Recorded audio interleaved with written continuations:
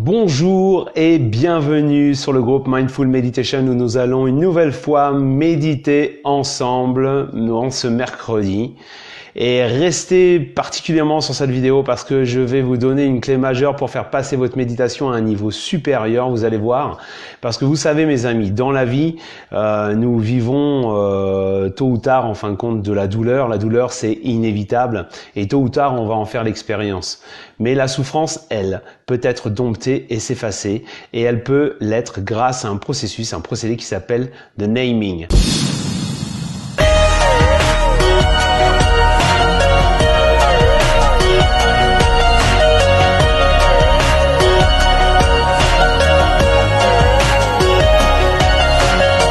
Sujet qui me tient particulièrement à cœur, eh bien, c'est un processus que l'on va voir aujourd'hui, une pratique qui va vous permettre réellement de pouvoir dompter la souffrance, vos souffrances, voire même faire effacer vos souffrances.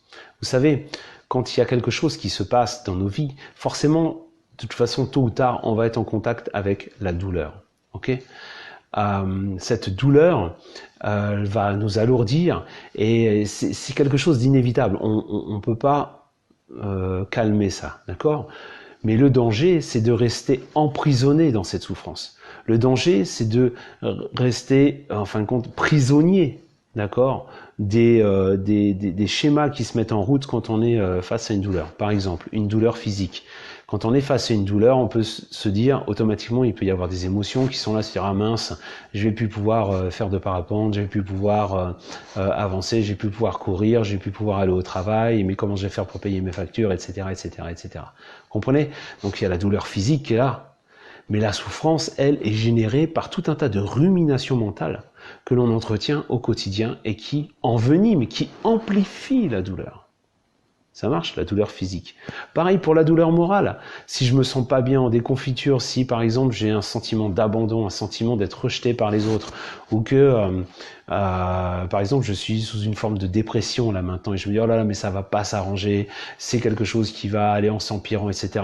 Par rapport à cette douleur morale, j'amplifie encore une fois cette douleur. Et c'est ça la source de ma souffrance. Il y a suffisamment à faire avec cette douleur pour ne pas surréagir sur cette douleur, et c'est ça que j'appelle la souffrance. D'accord ? Il y a la douleur qui, elle, est réelle, concrète, présente, elle est là, et la souffrance est la conséquence née de notre douleur et est amplifiée par notre mental, par nos émotions. Et donc notre système est dans zone rouge, et à partir de ce moment-là, voilà, on est complètement out, HS, on ne sait plus comment faire, les décisions on les prend mal, on n'arrive pas à remettre le cap dans notre vie, on est complètement désemparé et on tombe dans les 36e dessous. Il y a aussi donc les douleurs relationnelles, d'accord? Quand on se frite avec quelqu'un, quand il y a quelque chose qui va pas, un désaccord avec quelqu'un, et puis ça nous bouffe, ça nous pèse, etc. Alors déjà, la douleur, c'est de ne pas être en paix avec ce quelqu'un, d'être en conflit avec cette personne. Mais si en plus, je laisse mes ruminations mentales surréagir par rapport à cette douleur, ça va m'emmener vers plus de souffrance. Ok ? Et puis les douleurs existentielles. Les douleurs existentielles sont pour moi en fait, est-ce que je vais réussir à retrouver du travail? Est-ce que en fin de compte je vais avoir suffisamment d'argent? Et plus loin encore, c'est mais qu'est-ce que je fais dans cette vie? Je me sens isolé des autres, je me sens pas à la hauteur, je suis pas capable de mettre en route vers mes rêves, etc., etc. Déjà, c'est un fait, c'est difficile effectivement d'avancer dans la société de croissance industrielle telle qu'elle est là maintenant, parce qu'on se sent isolé, on se sent certaines fois pas aidé. Mais en plus, si on rajoute à ça, en fin de compte, notre blabla mental, nos ruminations mentales, nos émotions de désespoir, etc., ça va se transformer en souffrance aiguë. Donc, si on laisse notre système surréagir et notre système en roue libre comme ça, on va dans une spirale descendante. Ok ? On amoindrit notre santé, notre système immunitaire est en chute libre, on affaiblit énormément notre morale jusqu'à le plomber, d'accord, jusqu'à se sentir pris dans une impasse. C'est sans solution, c'est la déprime qui est là, qui se met en place. Tout le monde nous insupporte, on se renferme sur nous-mêmes, etc., etc. Vous connaissez ce schéma très bien, mais c'est une spirale descendante, d'accord. Et ça, c'est parce qu'en fin de compte, on laisse notre système en roue libre. La bonne nouvelle, c'est qu'on peut reprendre le pouvoir sur ce système-là. On peut reprendre le contrôle, on peut apprendre à piloter ce système grâce à la méditation. Alors, après, vous faites comme vous voulez, et puis passez le message autour de vous. Il y a des personnes qui adorent souffrir. Et voilà, c'est comme ça. Mais moi, non.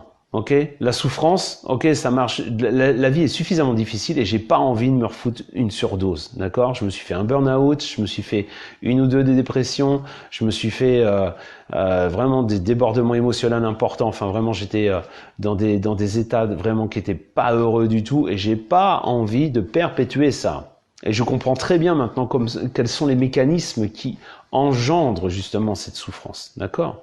Mais nous pouvons apprendre à renaître de nos cendres, comme le phénix. On peut apprendre à accueillir l'indésirable, ok?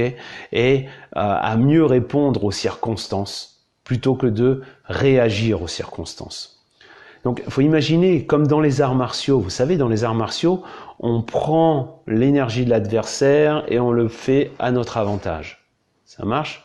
Donc, de la même manière, eh bien, avec notre système et puis ce qui se passe en nous, eh bien, on prend justement cette énergie qui nous plombe, négative, et on va le faire à notre avantage, on va le transformer en quelque chose de positif, d'accord? On va le transformer en croissance positive.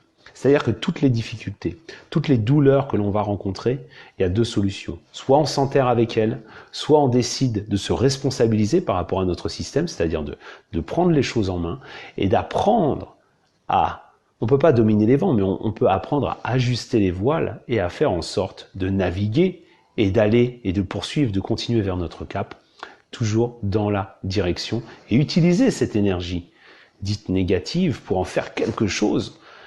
Voilà, donc c'est important de changer d'énergie, ok? Donc on a vu que le premier niveau, c'est d'apprendre à demeurer présent, d'accord? À être présent à ce qui se passe dans notre corps, à être présent à ce qui se passe dans notre respiration. Et l'étape suivante, les amis, eh bien, c'est que il est important aussi les méditants expérimentés vous le diront, il est utile de pouvoir nommer les choses qui se passent à l'intérieur de nous. D'accord? C'est ça que j'appelle le naming, c'est-à-dire apprendre à nommer les différents aspects qui nous traversent. Oh, ça, c'est de la colère. Ok, ça marche. Je suis en méditation, je suis dans cet instant présent, il est là. J'ai peut-être cette douleur qui est présente, c'est là. Ok, cette douleur est là. Mais mon système réagit de manière automatique. C'est le pilotage automatique qui se met en route. Mais qu'est-ce qui se passe dans ce pilotage automatique? Ah tiens, là il y a de la colère. Et puis là il y a de l'indignation. Là il y a de l'injustice. Et puis qu'est-ce qui se passe dans mon corps aussi? Tiens, là maintenant je me sens tendu. Je me sens les mâchoires qui se crispent, le ventre qui est dur. Je sens les mains et les avant-bras qui sont complètement crispés. Donc, le fait de nommer les choses, eh bien, chose curieuse, vous savez, dans l'ancien temps, et même encore à l'heure actuelle, les chamans, lorsqu'ils arrivent à nommer le dragon, ils arrivent à avoir un pouvoir sur ce dragon. Ok ? Donc, de manière assez curieuse, c'est exactement pareil avec nos émotions, avec nos pensées, avec les sensations. Lorsque l'on arrive à poser le mot juste qui qualifie au mieux notre état mental, nos états mentaux, nos émotions et nos sensations, curieusement, à partir de ce moment-là, il s'opère ce que l'on appelle une diffusion neuronale. C'est-à-dire qu'à partir de ce moment-là, au lieu d'être noyé dans la colère, dans la tristesse, etc., dès que j'arrive à nommer, je prends de la distance. Ça marche? Comprenez? C'est très simple. On ne peut pas sortir d'une pièce à partir du moment où on n'est pas rentré dedans.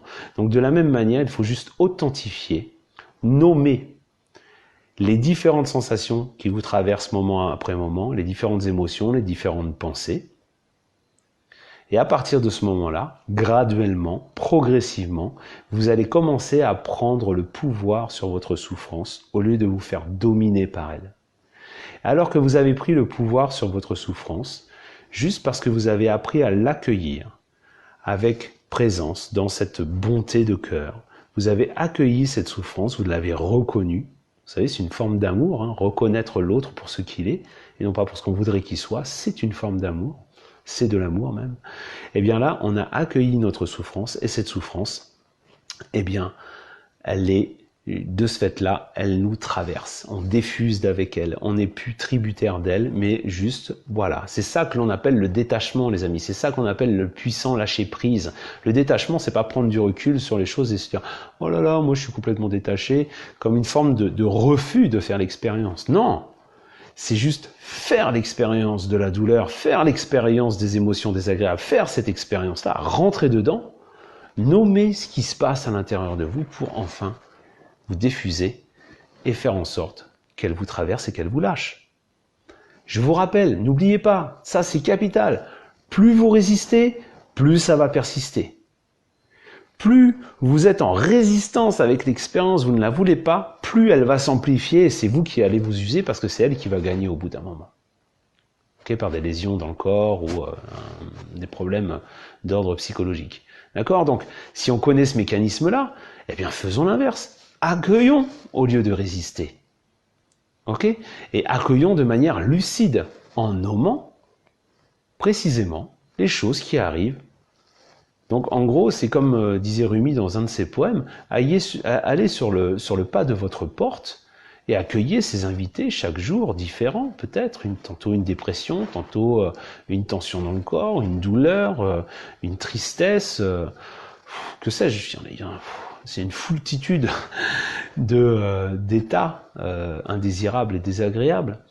Et accueillez-les tous avec le sourire. Laissez-les entrer pour qu'ils vous débarrassent en fin de compte de tout ce que vous avez à enlever et vous préparer à des bonheurs futurs. Ok?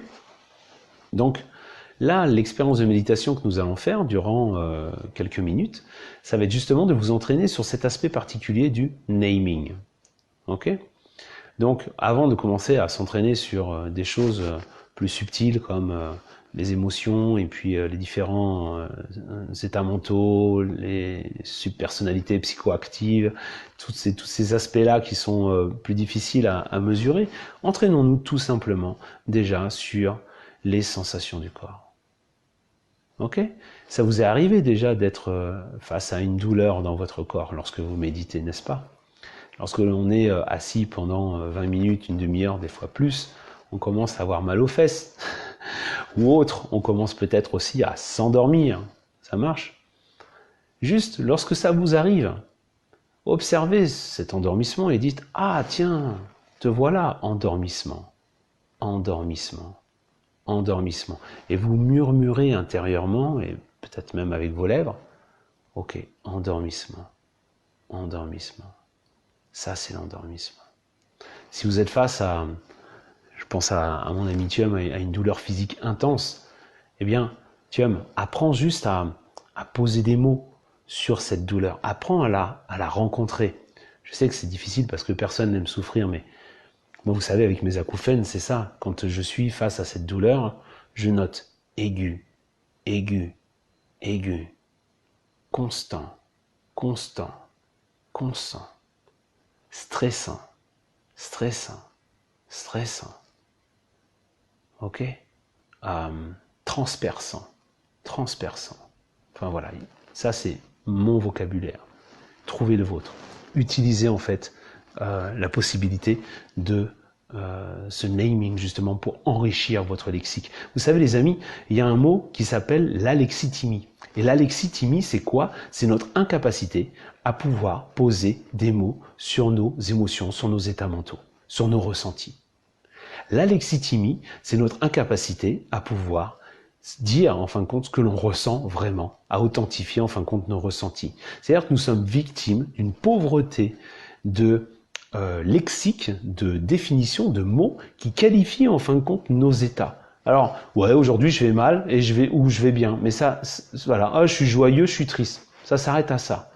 Et c'est ça, c'est cette pauvreté, ce manque de connaissances qui va faire que, eh bien, on est en image super pixelisée quand on qualifie nos ressentis. On est très très grossier dans notre capacité à pouvoir nous ressentir.